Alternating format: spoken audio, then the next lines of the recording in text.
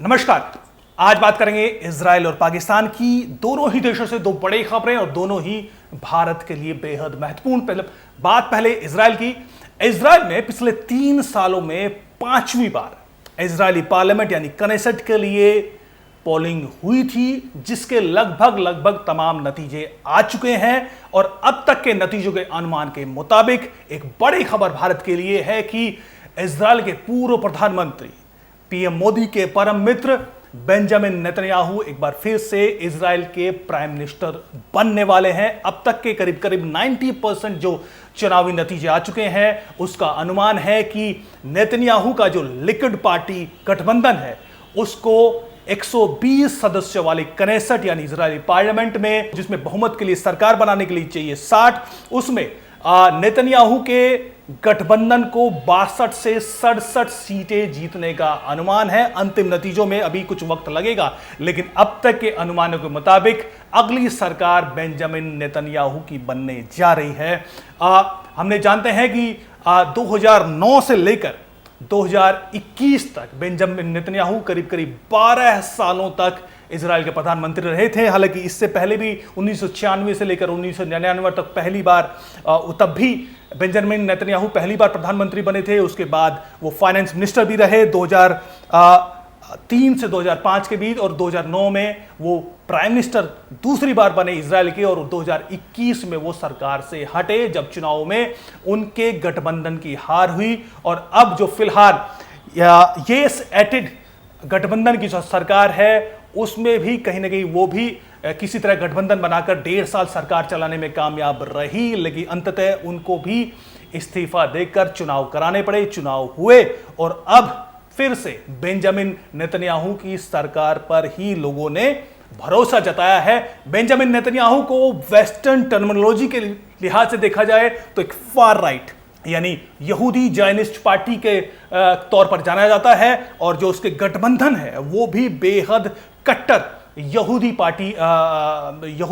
Party की सोच के रखने वाले माने जाते हैं, जिसमें रिलीजियस जायनिस्ट पार्टी है, शास है, और यूटीजे यानी यूनाइटेड तौरा जुडाइज्म जो पार्टी है वो बेहद ये कहें कि फार राइट। अगर हम वेस्टर्न टर्मिनोलॉजी के हिसाब से देखें तो ये यहूदियों के अधिकारों के लिए लड़ने वाली पार्टियां हैं। और लिक्विड पार्टी जो कि बेंजामिन नेतन्याहू की पार्टी है, वो भी एंटी अरब और एंटी पैलेस्टीन, ये कहें कि जो वहां पर आतंकी संगठन है उनके खिलाफ मजबूती से उनके खिलाफ काम करने वाली सरकार मानी जाती है। और हम सब जानते हैं कि भारत के लिए भी बेंजामिन नेतन्याहू बेहद पसंदीदा नेता माने जाने वाले हैं, और ख़ासतौर पर पीएम नरेंद्र मोदी के बेहद खासमखास दोस्तों में से, जिसको वो दोनों ही बेहद पर्सनल दोस्ती के तौर पर पेश करते हैं पूरी दुनिया में। और एक बार फिर से बेंजामिन नेतन्याहू अगर इजराइल की सरकार में वापस लौटते हैं तो निश्चित तौर पर भारत के लिए एक बड़ी खबर है। अगर हम कुछ और नतीजों के जो अब तक के अनुमान आए, जो रिजल्ट आए हैं, उसमें कुछ और पॉइंट्स को देखें तो हम देख रहे हैं कि इजराइल के लोगों ने वहां की जो फार लेफ्ट पार्टीज थी और जो अरब्स पार्टीज थी, उनमें बेहद कम भरोसा जताया है। कई पार्टी ऐसी हैं जिसमें ब्लाड पार्टी है, कई दूसरी फार राइट पार्टी है, जो मिनिमम थ्रेशोल्ड है 3.25 मिनिमम, अगर उनको नेसेट में एक सीट भी चाहिए तो उनको 3.25% वोट हासिल करना होगा।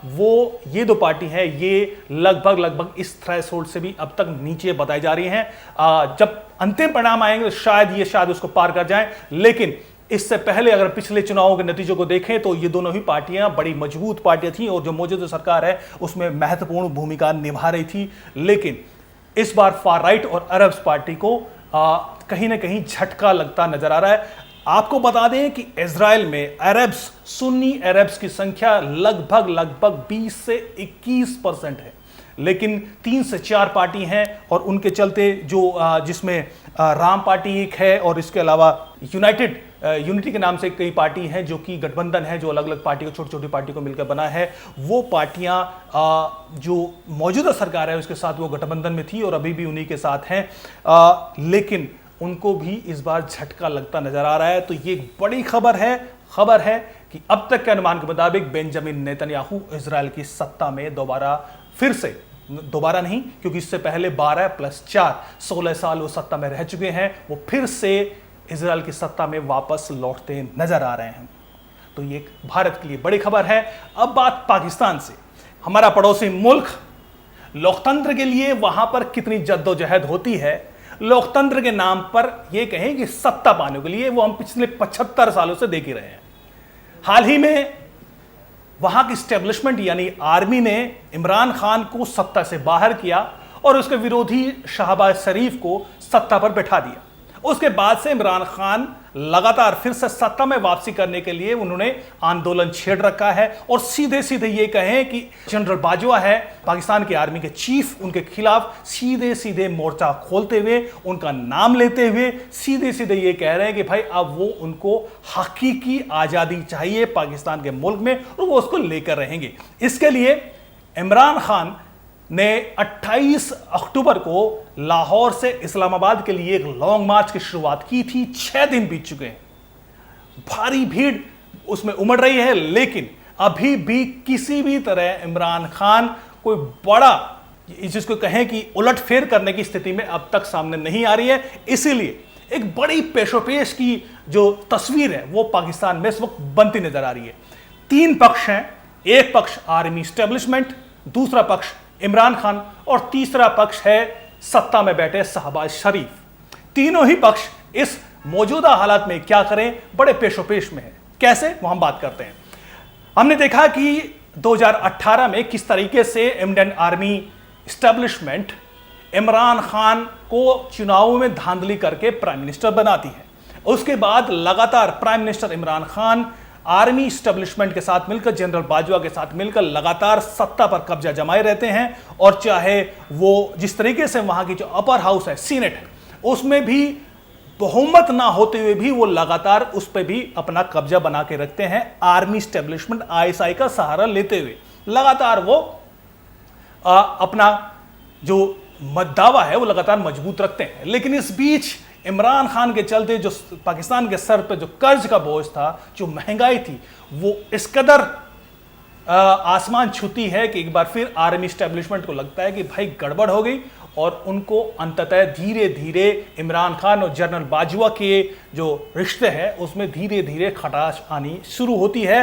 ये 2021 की बात है, जब सीनेट में एक सीट पर जिताने के लिए इमरान खान कहते हैं कि भाई आर्मी को किसी भी तरह सीनेट की कुछ जो चुनाव हो रहे हैं इसमें इमरान खान की पार्टी को जिताना पड़ेगा। तो वहां पर जनरल बाजवा पहली बार, ये अप्रैल 2021 की बात है, जब पहली बार बाजवा कह देते हैं कि वो इसमें किसी तरह की मुदाखलत नहीं करेंगे, किसी तरह का हस्तक्षेप नहीं करेंगे और विपक्षी पार्टी के पूर्व प्रधानमंत्री इस सीनेट की सीट पर जीत जाते हैं। ये पहला झटका था।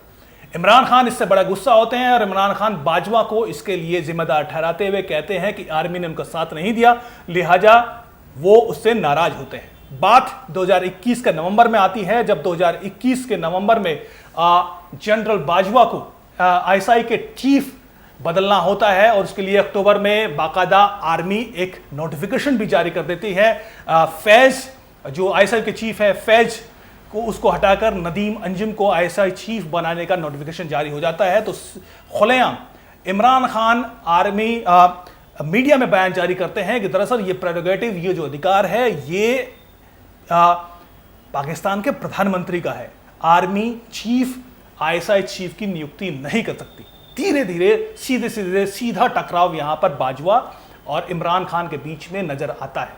बताते हैं कि जनरल बाजवा इस टकराव के बाद इस कदर खपा होते हैं कि वो सीधे सीधे इस्तीफा लेकर इमरान खान के पास पहुंच जाते हैं। लेकिन इस मूव से इमरान खान भी घबराते हैं और अंततः वो बाजवा की बात मानते हुए और जो नए ISI चीफ नदीम अंजुम है उनको नियुक्त कर देते हैं। सबको लगता है कि बात यहां पर खत्म हो गई, लेकिन बाजवा तब तक समझ चुके थे कि इमरान खान अब उनके काबू में आने वाले नहीं हैं, लिहाजा उनको बदलना होगा। और धीरे धीरे अगले कुछ महीनों में इमरान खान की सत्ता की ईंटें हैं वो धीरे धीरे दरकने लगती है और अंततः इमरान खान सत्ता से बाहर कर दिए जाते हैं और उनके जो गठबंधन में साथी थे वो शहबाज शरीफ की पार्टी PPP और PMLN की पार्टी को समर्थन देकर उनको सत्ता पर बैठा देते हैं। इसके बाद इमरान खान इस कदर खफा होते हैं कि वो अमेरिका और आर्मी स्टैब्लिशमेंट की मिली भगत का जिक्र करते हुए वो सीधे सीधे अमेरिका पर और आर्मी स्टैब्लिशमेंट पर हमला करते हैं कि उनकी वजह से सत्ता गई और ये कहीं ना कहीं अब उनको हकीकी आज़ादी यानी असली आज़ादी जो 1947 में मिलनी चाहिए थी, अब वो 75 साल बाद उस आज़ादी की तहरीक को आगे बढ़ाएंगे और इसके लिए 28 अक्टूबर से वो लॉन्ग मार्च पर इस्लामाबाद के लिए निकले हुए हैं। 4 नवंबर को इमरान खान को इस्लामाबाद पहुंचना था उनके लॉन्ग मार्च को, लेकिन चूंकि एस्टैब्लिशमेंट की तरफ से किसी तरह का कोई संदेश नहीं मिला है कि भाई जो उनकी मांगे हैं क्या उनको माना भी जाएगा कि नहीं, लिहाजा इमरान खान ने लॉन्ग मार्च को देरी से इस्लामाबाद में और आगे बढ़ाने का इस तरह का संदेश दिया है। भाषणों में कहा है कि वो 4 नवंबर को नहीं, बाद में ही इस्लामाबाद पहुंच सकते हैं, लिहाजा वो अपने मोमेंटम को, लॉन्ग मार्च को और आगे बढ़ाने की संदेश दे रहे हैं। आर्मी एस्टैब्लिशमेंट कहां फंसा हुआ है, यहां पर समझ में आता है कि इमरान खान ने जो मांगे रखी हैं वो उनकी मांग सीधी है कि 2 मांगे मुख्यतः हैं। एक, वो चाहते हैं कि तुरंत इलेक्शन कराए जाएं। दूसरी मांग जो वो नहीं कह रहे हैं लेकिन वो चाहते हैं कि 28 नवंबर को जनरल बाजवा का जो एक्सटेंशन का जो समय है वो खत्म होना था, नए आर्मी जनरल को नियुक्त किया जाना है। नए आर्मी जनरल को या तो उनकी पसंद का नियुक्त किया जाए, नहीं तो जो जनरल बाजवा है उनका वक्त ही 6 महीने के लिए बढ़ा दिया जाए। ये सेकंड 2 मुख्य मांगे हैं।